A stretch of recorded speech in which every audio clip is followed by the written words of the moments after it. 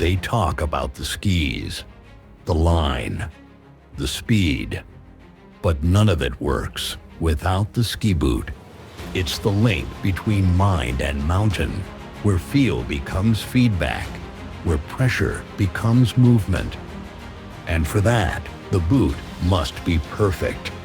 It needs to be built, sculpted, and customized on each athlete.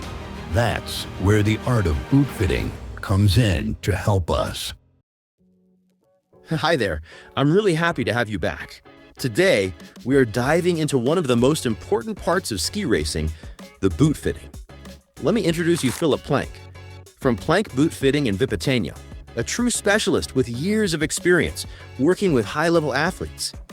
Today, he will guide us through the full boot fitting process. Step by step, we'll see how a stock race boot becomes a high-performance tool, tailored to the individual needs of the skier.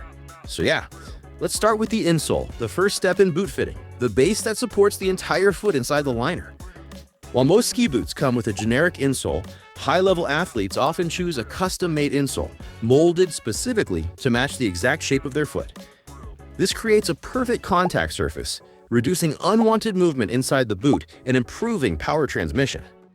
Depending on the skier's preferences and needs, different levels of stiffness can be used. There are usually three options: soft, medium, and hard. Most athletes prefer a medium stiffness, often reinforced with a carbon plate in the heel area for added stability and reactivity. Not every athlete needs a custom insole, but for those who do, it can make a big difference in how the boot feels and performs. Finding the right stiffness is personal. The athlete must test different setups and decide what provides the best balance between support and comfort. Let's take a look at how Philipp creates a custom insole, step by step. First, he uses a heated molding platform, which softens and adapts to the foot shape. The athlete steps onto the platform while standing in a proper ski position with knees slightly bent forward, mimicking the posture inside a ski boot. As the foot presses down, the heated material molds to its shape, capturing all the key points of pressure and support. Once the base mold is formed, the insoles are heated and placed on top of the mold. The athlete then steps back onto the platform, allowing the insole to take the exact form of the foot. After cooling down, Philipp trims the edges so the insole fits perfectly inside the liner, matching the original sole in size and shape. Not too wide, not too narrow. This ensures a precise fit, avoiding empty spaces or pressure points, and creating a solid, reactive connection between foot and boot. Nice, let's move on with the second step, the boot board. The boot board is the platform inside the boot shell that sits below the liner and supports the heel and arch. The boot board plays a crucial role in determining the stance and alignment of the skier. It can be modified in height and angle, depending on the athlete's needs and skiing style. Some athletes prefer a higher heel, others prefer a flatter setup. These small changes can significantly affect the posture and how the forces are transmitted into the ski. But there's also an important regulation to follow. The total height from the bottom of the boot to the top of the insole must stay within 43 millimeters, as defined by FIS regulations. That means we need to consider everything in this stack: the lifter under the boot, the shell thickness, the boot board, the liner, and the insole. Adjusting the footboard can help fine-tune this overall height and ensure the boot stays within legal limits. So, Philipp, what else is important to say about the boot boards? With the boot boards, like the more you lower them down, the more contact, like the more pressure you get on the tips. Like it's more or less the same as you can do with the bindings. Like if you go higher in front, gets the tip comes faster, and the opposite way, of course, comes lower. Like if you go higher in front, or if you just leave it like that. My job is here to find out as good as possible what could work, and the next steps like spoilers and maybe about a boot board you can find out with your athletes together. So yeah, testing and communication are key in this case. And remember, each athlete has different biomechanics and preferences. So this is a step that needs to be done carefully and, ideally, together with a coach or a technician. Communication is key. The more information the boot fitter has about the athlete's skiing, the better he can adapt the boot to his needs. And that's really important also for our next step. The canting adjustment, the process of modifying the lateral angle of the ski boot. This adjustment is about customizing how the boot responds to the skier's technique. By playing with the canting, you can make a boot more or less aggressive. Every athlete needs to understand which angle works best for their body and their style. It's about finding the setup that lets you get the most out of your individual technique. As Philipp explains, the canting angle should always stay within a precise range, between -1 degree and +1 degree. Going beyond that, unless you're correcting for an injury, can make the boot either too aggressive or too passive, and that can quickly become dangerous. Because in boot fitting, even the smallest adjustment can make a huge difference. As Philipp shows us, just a 1-degree change at the base of the boot can shift the knee alignment by nearly a centimeter. I don't know if you can see it, but like before, the center of the laser was here, and with 1 degree, which is like 1 millimeter on the bottom, here on his height of the knee, let's say, it's already 1 centimeter. That's why canting needs to be handled with real care.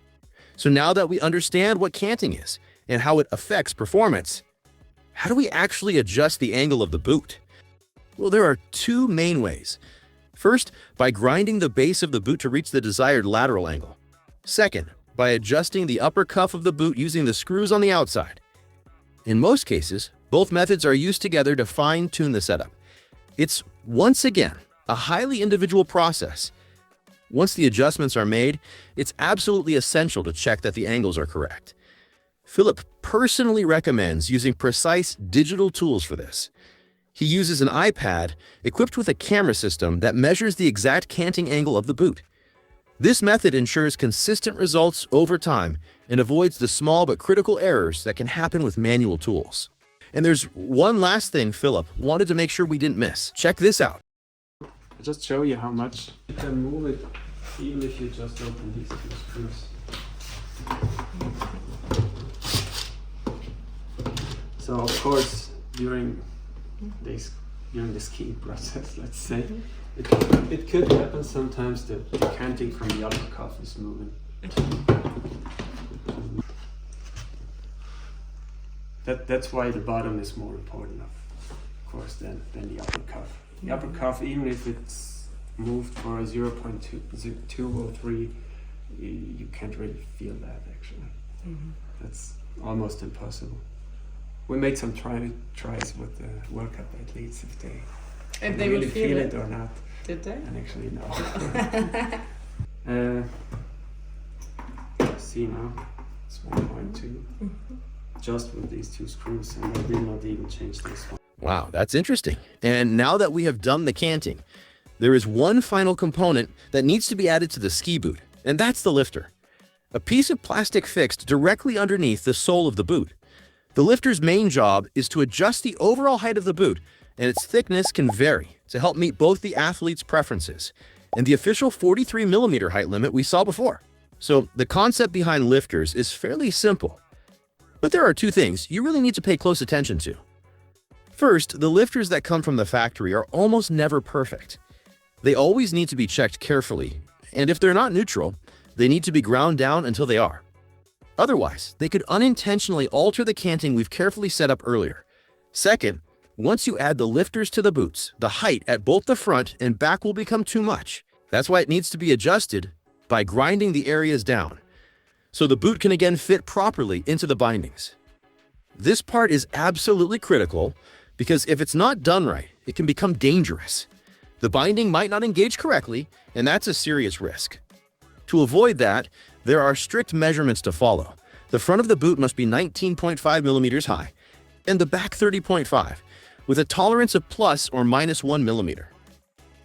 Great, let's move on with the final step, the shell fitting. Every athlete has a unique foot shape, and racing boots are made of very stiff plastic to maximize performance. Because of this stiffness, the boot must be carefully adapted to avoid pressure points, pain, or inflammation during long sessions on snow. There are 2 main ways to modify the shell. First, there's the punching technique.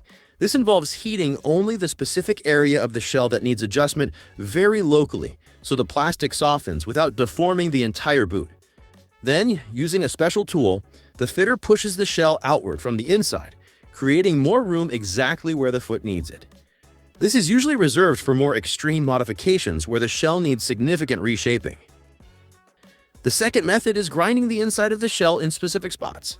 This removes plastic from the inside surface of the boot, creating more space and relieving pressure points caused by the foot's unique anatomy. This technique is typically used for less drastic adjustments. Combining these two approaches allows the boot fitter to tailor the boot precisely, so the athlete can wear it comfortably for longer periods without foot pain or discomfort. Amazing! We've now gone through all the main steps of the boot fitting process, and before wrapping things up, we took the chance to tap into Philipp's experience and asked him a few questions, some curiosities about ski boots that many of us have probably wondered about. So let's start with the first question. Is it possible to make a ski boot stiffer without changing the plastics? Make this one like stiffer is for me as boot fitter is like impossible. I can make it softer, of course. That's easy. Like you just have to cut this, then of course you flex easier, and then you can go more. Like even here, you can just grind to 2 or 3 millimeters, so the flex goes like easier. Like you're not stuck. But to make them stiffer. I would say the best solution would be change the buckles that they really close once, like as they did before. Because sometimes it's even just the buckles that they get loose. And you can't really find the connection. But to stiffen the plastic, like as I told you, for me it's impossible. Of course, I could change just the whole thing. Second question. Do you actually get that much of an advantage by leaning forward with the boot? The advantage is just till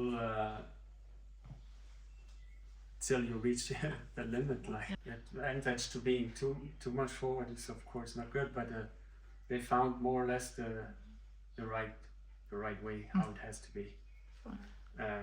Of course, I think they were not gonna go even more. Because you have the possibility to put the spoilers on the heel, like on the right side of the line. Great to know. Let's move on with the last question. Is it possible to ski the whole day with a race boot? I have some ski instructors which they prefer to use this one the whole day, the whole season actually. But there are maybe 2 or 3, I know. And that's it. Thanks to Philipp and his experience, we've seen how much knowledge, precision, and care goes into every single adjustment. I hope this video helped you understand a bit more about how race boots are really built around the athlete. What's the part of boot fitting you found most surprising? Or maybe something you've never thought about before? Let me know in the comments. I'd love to hear your thoughts. See you in the next one.